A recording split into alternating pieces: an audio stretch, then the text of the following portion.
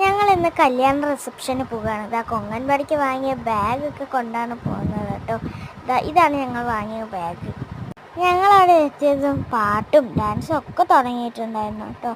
ദിയ കുട്ടി അമ്മയോട് പരാതി പറയുകയായിരുന്നു. വരുന്ന വഴിക്ക് അവളൊന്ന് വീണിട്ടുണ്ടായിരുന്നു. അപ്പം അതിൻ്റെ കരച്ചിലും മൂഡ് ഓഫിലൊക്കെയാണ് അവൾ. നേരെ പിന്നെ ഫുഡ് കഴിക്കാൻ കയറി കേട്ടോ. കഴിക്കാനായിട്ട് അവിടെ മസാല ദോശയും പൊറോട്ടയും റൈസും ചില്ലിയൊക്കെ ഉണ്ടായിരുന്നു കേട്ടോ. അതൊക്കെ കഴിച്ചതിന് ശേഷം ഞങ്ങൾ നേരെ പോയത് ഐസ്ക്രീമിൻ്റെ അവിടേക്കാണ് കേട്ടോ.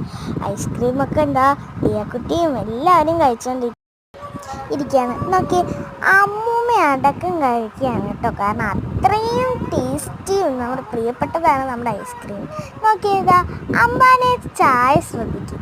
ഇതൊരു പോസ്റ്റർ നോക്കിയ ചായക്കടയാണ്. കടിയായിട്ട് ഇതാ ഉഴുന്നുവടിയും വടയൊക്കെ ഉണ്ടായിരുന്നു. പക്ഷെ ഞങ്ങൾ കഴിച്ച് വരുമ്പോഴേക്കും അതൊക്കെ തീർന്നുണ്ടായിരുന്നു. വെറും ചായ മാത്രം.